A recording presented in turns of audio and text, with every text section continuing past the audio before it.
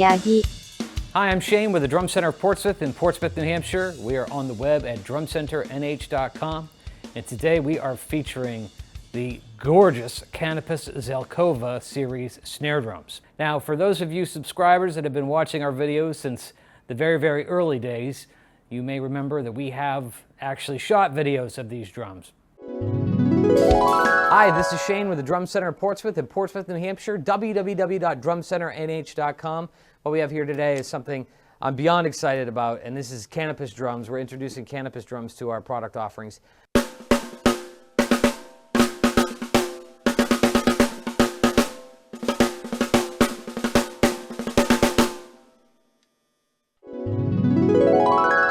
We've come a long way in terms of our production values. We figured it's time to give the Zelkovas a new video, and we also happen to have all three of them on hand, so why not do a little comparison of all three models?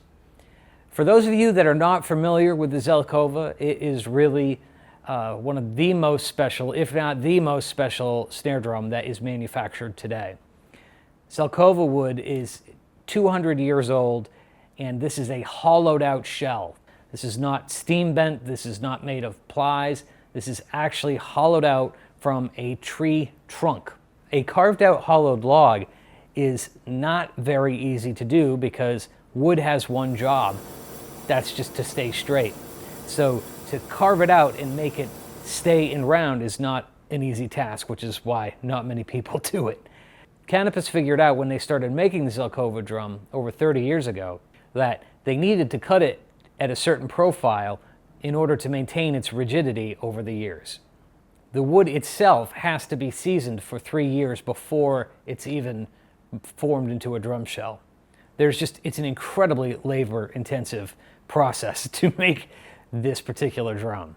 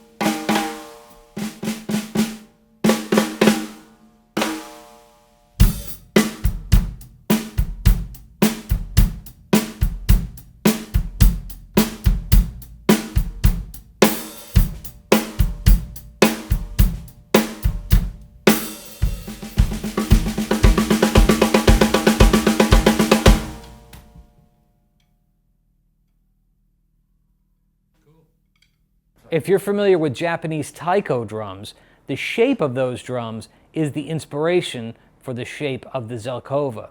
Once the shell is formed, we have a very unique shell in that it is bulbous in shape and not straight. And what this does is it slightly undersizes the shell, so it gives it a real tympanic effect the way the head sits on there. They also make snare wires especially for this drum because they are slightly smaller. So what does a wood shell with no glue in it whatsoever sound like? Well, it almost has the effect of like a cast metal snare drum. It has a real stiff attack and a tremendous amount of projection. There is not a lot of forgiveness on the shell, and I found myself wanting to hit it harder and harder and harder. I said to myself at the beginning, I'm like, make sure you play delicately, but I just wanted to rim shot these because they had such incredible projection on them. The other thing that's so special about a shell of this type is the amount of sensitivity that it has. I wish I was a good brush player because I could only imagine how wonderful this would sound with brushes. Well, I know they sound great. I've heard people use them. But this is the kind of snare drum that will work for any musical situation. You could play it really delicately, or you could play really hard, and it just asks for more. It's just so special.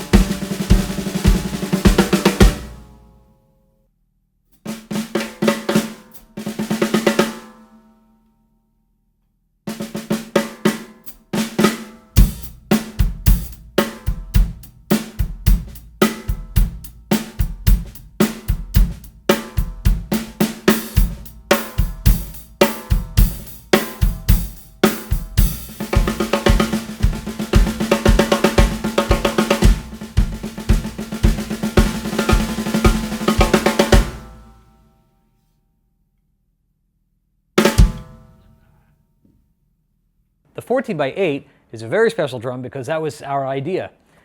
We were having dinner with the people from Canopus at the NAMM show. This is over 10 years ago now. And I pitched the idea, why not make a 14x8 Zelkova?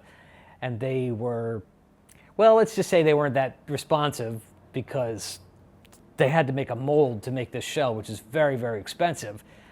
And I said, well, how about we buy X amount of, I'd had some sake. I will admit that I did have some sake. And I said, well, how about I buy however many it was to cover the cost of the mold, and let's do it. And they weren't that responsive, but they came back a few months later and said, okay, we'll do it. And I said, oh boy, that's going to be expensive. Well, it's one of our most popular snare drums. So it was definitely worth it for us to do it. It was worth it for them to do it. We have so many people out there that own this particular drum and love it. And I get a little proud every time I see one of them. They just sound so great. And of course I love the 6.5 and I love the 5, but there's just a little attachment I have to that 14x8.